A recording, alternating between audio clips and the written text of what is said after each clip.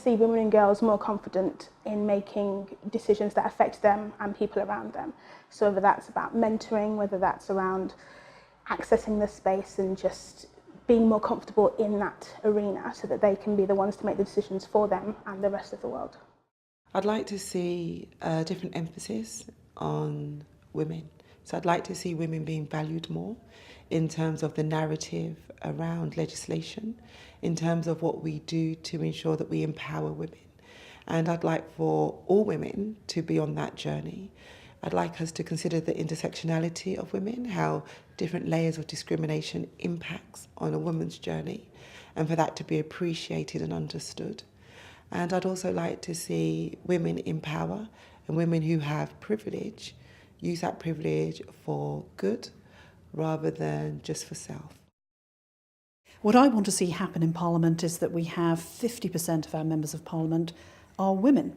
An equal Parliament in 10 years' time is the very least we can expect 100 years on from women first getting the vote.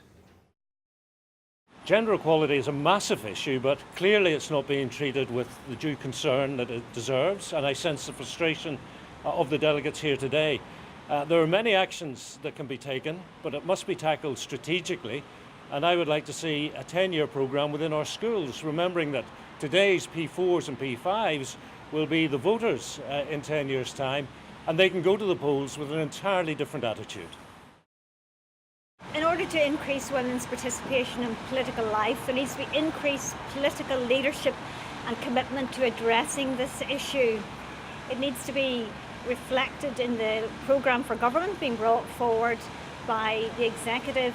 It needs to be reflected in the programme for government delivery plans. And we also want to see a gender equality strategy that will address this issue. I think the change I'd like to see, there's a whole range of choices of course, but the biggest change I'd like to see would be that women rediscover their voices again. I'm very worried about the current state of feminism.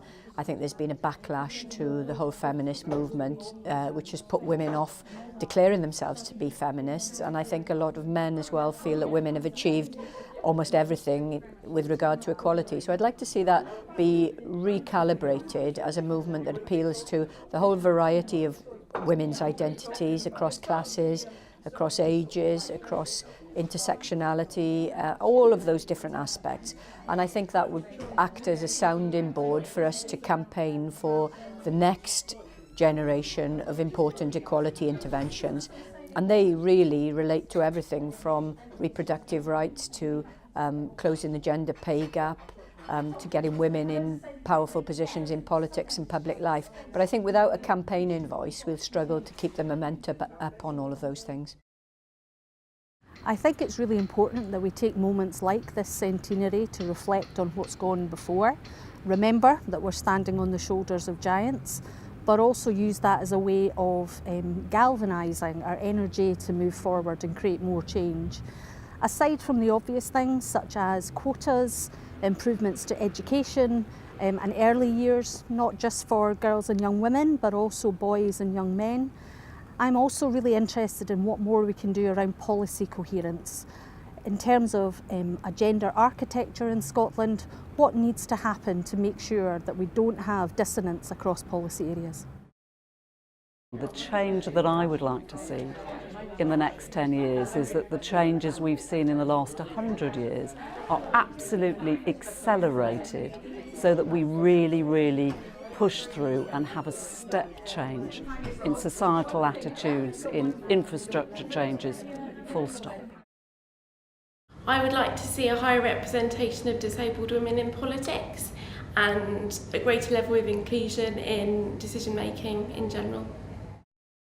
I would like to see conversations about gender being routine in schools and opportunities for both boys and girls to explore their gender and how a gendered society affects them, because I think only by having these conversations will we move forward the culture in the UK.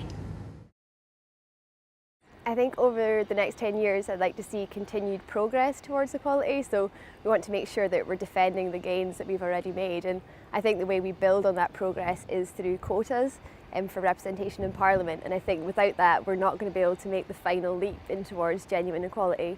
I think as well I'd like to see a more diverse group of women in the Parliament, so thinking about younger women, women from BME backgrounds, disabled women and also women from LGBT, and I think then we'll really have a wealth of voices in Parliament. That means we'll have better legislation, a more representative Parliament, and probably that will encourage more people to get involved in politics in the future, so I think everyone would benefit from that.